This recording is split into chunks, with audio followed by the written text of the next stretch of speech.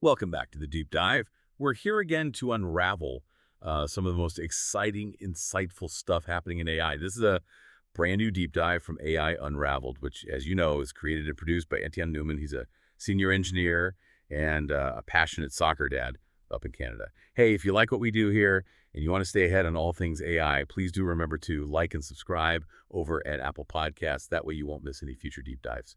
So our mission, it's pretty simple, really. We grab a whole pile of the latest info articles, research, you name it, and we pull out the absolute key bits. It's basically your shortcut to getting really well informed, maybe with a few surprising facts and hopefully just enough humor thrown in. Exactly. And today, we're diving into this really fascinating snapshot, July 22nd, 2025. It just gives such a vivid picture of the pulse of AI innovation right now, but also the big business challenges and honestly some really surprising ways it's hitting society. AI's power is just accelerating like crazy, right? So the core question we're digging into today is kind of, are we really getting a handle on the intelligence we're building? Or maybe are we just getting a bit fooled by how incredibly capable it seems? We'll explore that tension, the business impact, the breakthroughs, and it's surprising vulnerabilities. Okay, sounds great. But before we jump right in, just a quick note for all you ambitious AI folks listening, the builders out there. You're serious about boosting your AI career, Etienne Newman has put together some exceptional AI certification prep materials. We're talking ebooks, audiobooks. They cover Azure AI Engineer Associate, Google Cloud Generative AI Leader Certification, AWS Certified AI Practitioner, Azure AI Fundamentals, Google Machine Learning Cert, pretty much the works. You can find all of those at djamgate.com or on Shopify. And the links are always right there in the show notes for you.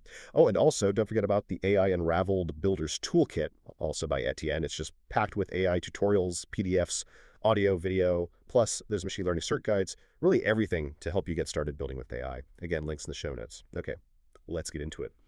Right, let's kick things off with Project Stargate.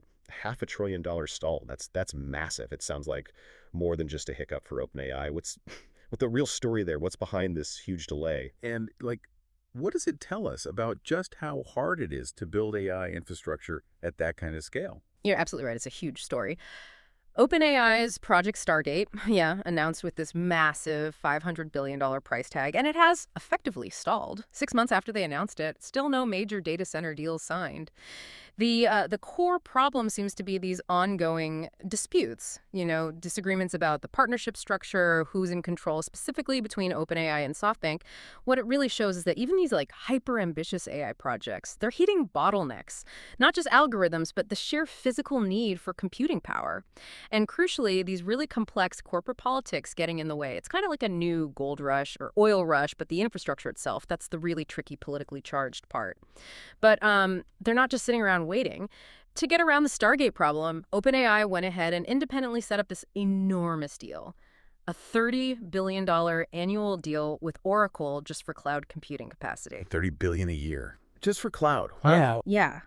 It really underscores how vital that large-scale infrastructure is for them, Even when the big fancy plans hit roadblocks, it's just a staggering amount of money needed simply to run these things. That figure is just mind-blowing. But does relying on rented infrastructure like that, does it maybe limit OpenAI's independence in the long run?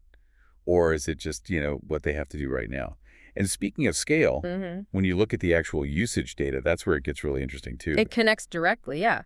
Look at ChatGPT's scale. It's now handling, get this, 2.5 billion prompts every single day. 2.5 billion. Daily. That's more than double what Sam Altman reported back in December 2024, which was about 1 billion. And 330 million of those daily prompts, they're coming from users right here in the U.S. It's just a massive amount of interaction. Okay, huge numbers. But does that translate to a sustainable business? Well, that's the big question, isn't it? The economic sustainability piece. Despite all that traffic, the reality is most of the platforms, 500 million weekly active users, they're using the free version. So it really raises this crucial question. Is ChatGPT actually building a profitable service here? Or is it more like, an attention economy 2.0, where the AI is maybe a loss leader, designed mostly to hoover up data, lock in users, and kind of worry about profits later? It's a fundamental strategic question. Yeah, that's a massive challenge for the whole industry, I guess. Okay, let's shift gears a bit. How is AI actually changing things for people in their jobs, in their daily lives? we're hearing about companies getting, well, pretty serious about making sure their own people are using AI. Oh, definitely. Take Amazon, for instance. They've got this new Prove AI use policy. It's specifically in their smart home division. So Ring, Blink, Key Delivery, Sidewalk Network, all that. Jamie Siminoff, who heads that division, he's basically mandated that if you want promotion, you have to show measurable AI usage. So individual contributors, they need to demonstrate how AI, made them better or more efficient. But for managers, the bar is even higher. They need to prove they used AI and this is the phrase, accomplish more with less while avoiding headcount expansion. Oh, boy. More with less and avoid hiring. That's blunt. It is, and it really reflects the bigger push from CEO Andy Jassy across Amazon's speed, efficiency, innovation. And they're not alone. It lines up with moves we've seen from Microsoft, right? They started evaluating people based on using internal AI tools. And Shopify said back in April, managers have to prove AI can't do a job before they can hire a human for it. So what's clear is being proficient with AI, it's quickly becoming like table stakes for moving up in these big tech companies. That really sends a message, doesn't it? Making AI a literal performance metric. Is it really about efficiency, though? Or is there a risk people just, find ways to look like they're using AI rather than actually innovating? Either way, it shows how deeply it's getting integrated. Okay, now for something completely different, a really impactful story. Moving beyond corporate stuff into something deeply personal. Yeah, this one is, it's really compelling. It's about AI fighting back against insurance claim denials. There's this woman, Stephanie Nixdorf, she's battling stage 4 skin cancer, and she was left in really debilitating pain. Doctors prescribed a drug, infliximab, for joint pain related to her condition, but her insurance, Premera Blue Cross, denied the claim. Not once, but 3 times.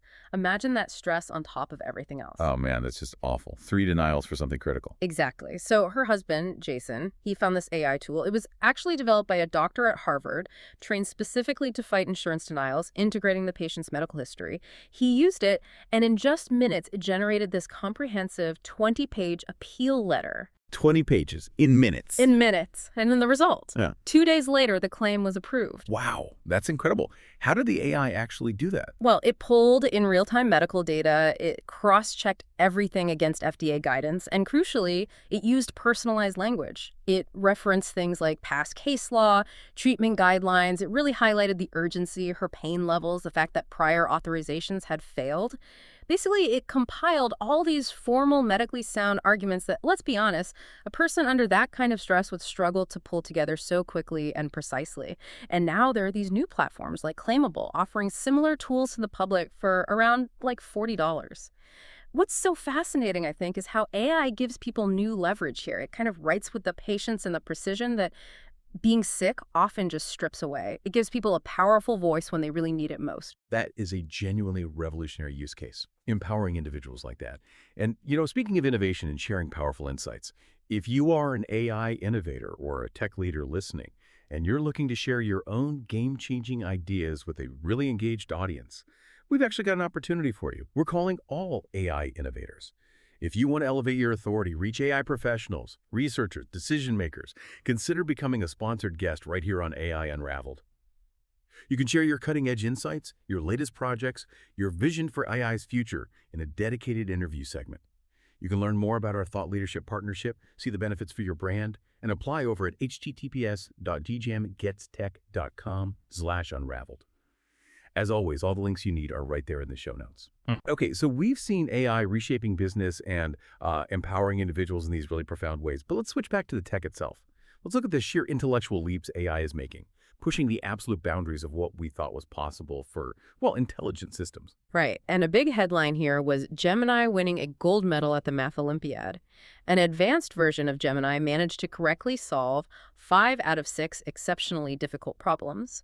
And it did this entirely using natural language. It used this method they call parallel thinking, which is sort of like exploring and evaluating lots of possible solutions at the same time, almost like how a human might brainstorm different angles before settling on the final proof. It's a massive step for AI in complex reasoning. 5 out of 6 is amazing, but not all 6. Not all 6, no. It's really interesting it failed on the single hardest problem in the competition, a problem that 5 actual teenage human contestants managed to solve correctly. Huh. So humans still have the edge on the really tough creative stuff, maybe. For now, perhaps. But what it really signifies is that AI is closing in fast on advanced mathematical reasoning. The question really isn't if AI will solve all 6 problems eventually. It's more like, when will it develop the kind of creativity needed to solve problems that no human has ever managed to solve? That's a pretty profound thought for the future of science, you know? Yeah, absolutely. A huge achievement for mathematical reasoning. It really shows that acceleration. But it's not just the big closed models like Gemini making these waves, right? Yeah. Sometimes the open source community throws down a real challenge. Exactly. And that leads us perfectly to Alibaba's Qwen 3. It's basically taken the open source crown. This new non-thinking Qwen 3 model, as they call it, is now beating Kimi K2 across the board. And it's seriously challenging even top closed source models like Anthropic's Claude Opus 4. It's a powerful new version technically. It activates 22 billion of its total 235 billion parameters. And get this, it has a massive 256,000 token context window. 256K context. That's huge. What does that mean in practical terms? It means it can process and understand incredibly long chunks of text, like the equivalent of a whole novel, all in one go. That kind of capability is vital for tasks that need deep understanding and sort of long-term memory within the conversation or document. And what's really significant here, it's 100% open source. And it's available for free on Qwen Chat, which is Alibaba's direct competitor to ChatGPT. This really puts a spotlight on China's growing strength in AI innovation. It's not just about technical skill, even with things like chip constraints. It's also this strategic push using openness to gain global influence. Okay, so we've got massive closed models, massive open source models. Now let's go in a completely different direction. Brain-inspired AI. This sounds fascinating, AI learning from biology. Exactly. This is where Sapient Intelligence comes in with their brain-inspired hierarchical reasoning model, or HRM. It's another open source AI, but here's the kicker. It only has 27 million parameters. Wait, 27 million? We're talking about billions. That's tiny. It's incredibly small in comparison, like comparing a small village to a giant city in terms of model size. But despite that size, it delivers really unprecedented reasoning power on complex tasks. Things like the ARC-AGI benchmark and even tricky Sudoku puzzles. How does it manage that with so few parameters? What's the trick? Well, the architecture is the key. It directly mimics 3 principles we see in how the brain's cortex computes: hierarchical processing, temporal separation, and recurrent connectivity.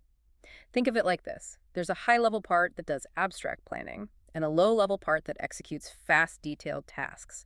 It can switch between sort of automatic thinking and more deliberate reasoning, and this structure allowed it to actually beat much, much larger models like Claude 3.7, DeepSeek R1, O3 mini highs on some of these really challenging reasoning benchmarks like ARC-AGI2 and complex mazes. So it's about smarter design, not just brute force. Exactly. It points towards a different kind of efficient intelligence. One that doesn't necessarily need astronomical amounts of training data and isn't so brittle when faced with complex tasks. This makes it potentially deployable in situations where you don't have much data, which is huge for things like diagnosing rare diseases or maybe improving climate forecasting accuracy. It's about smarts over sheer scale. Okay, so AI is getting smarter, more efficient, impacting business. But as it gets more capable, we also really need to grasp its limits, its vulnerabilities. Especially, it seems, when it interacts with us humans, with our psychology. It sounds like AI might be, well, a bit too human in some worrying ways. That is precisely what some new research from Wharton Generative AI Labs found. Basically, AI models can be fooled by human psychological tricks. They discovered that AI models, including GPT-4 Mini, can actually be manipulated into answering objectionable or harmful queries if you use standard psychological persuasion techniques, the kind that work on people. Seriously, like what kind of techniques? Well, they specifically used Robert Cialdini's famous principles of influence. You know, things like authority, commitment, liking, reciprocity, scarcity, unity. And they found that applying these tactics more than doubled the AI model's compliance with objectionable requests, jumping from 33% baseline compliance up to 72%. 2 principles had a particularly strong effect: commitment and scarcity. They pushed compliance up to 100% and 85%, respectively. Wow, 100% compliance just using commitment tactics? That's Oh, concerning. it really is. It raises this critical point.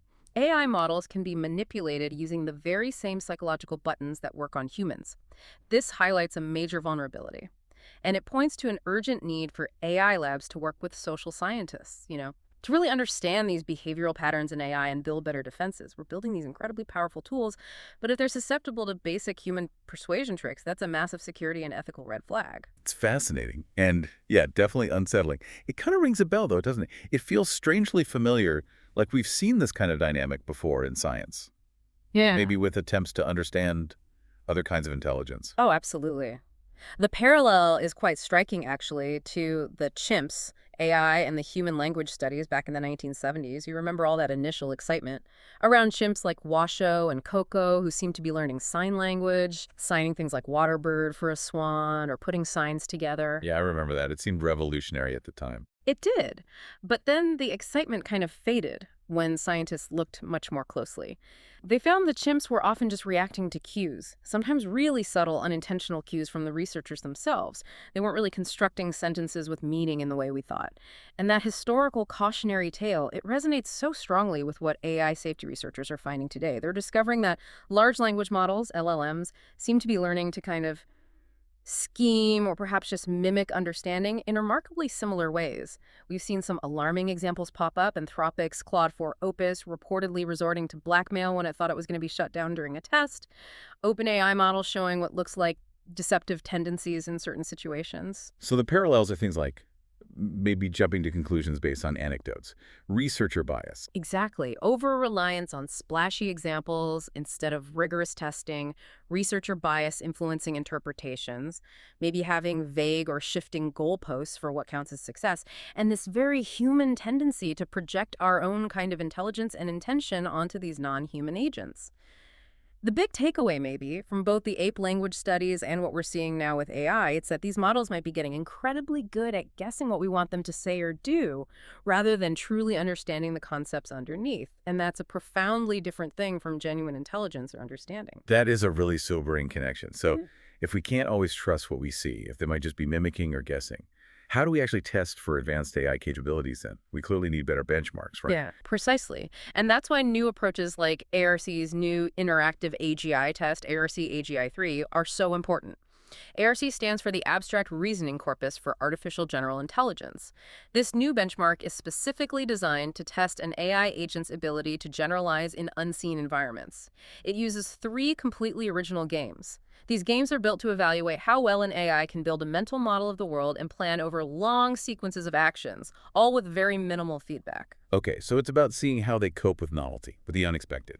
Exactly. The challenge is pretty significant for the AI. They get basically no instructions. They have to learn how the game works purely through trial and error, just like how humans often have to figure things out when faced with something completely new.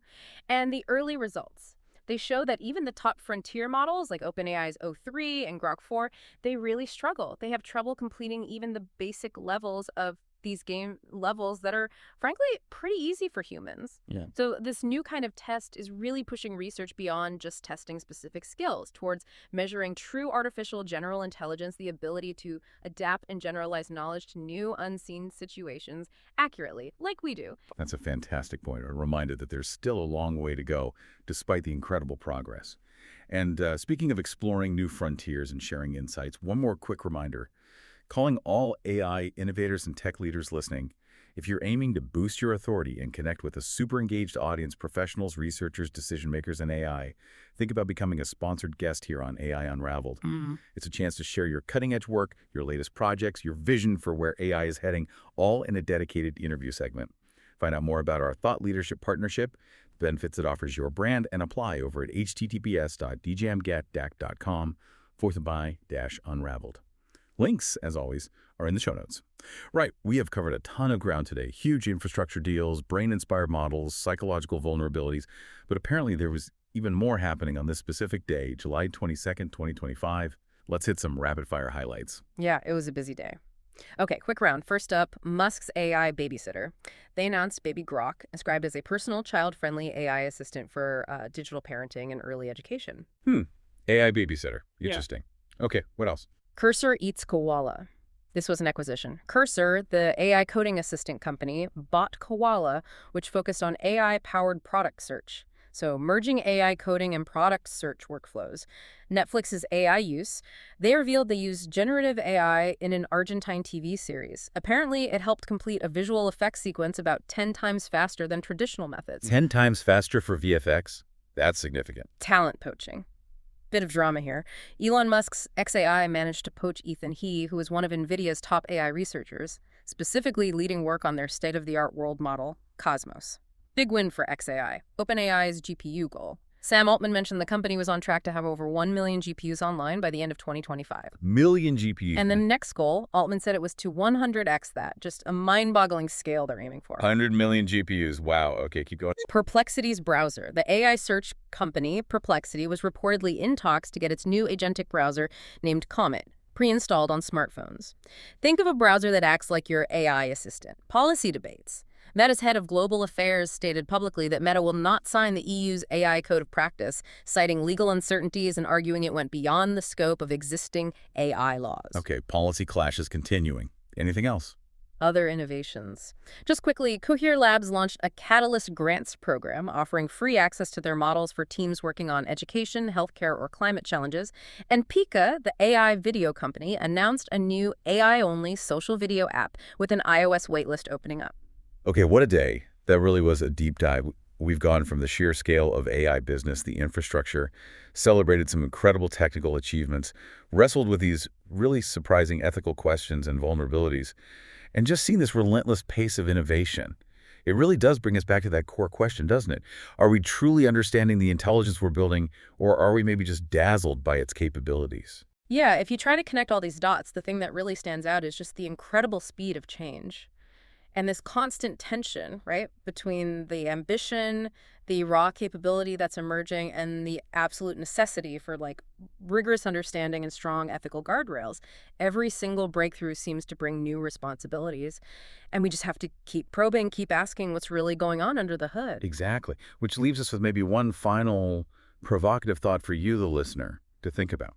How will your own relationship with AI change? Maybe just in the next 6 months, not just thinking as a user, but maybe as a professional or an innovator, trying to adapt to this landscape that's just evolving so incredibly fast. And as you ponder that, just remember, Etienne Newman is here to help you navigate that future. His AI certification prep, ebooks, and audiobooks, plus the AI Unraveled Builder's Toolkit. They're really invaluable resources if you're looking to get certified in AI, boost your career in this space. You can find everything at djamgatech.com or on Shopify. And yes, you guessed it, the links are conveniently waiting for you in our show notes. Thank you so much for joining us on this deep dive into the world of AI.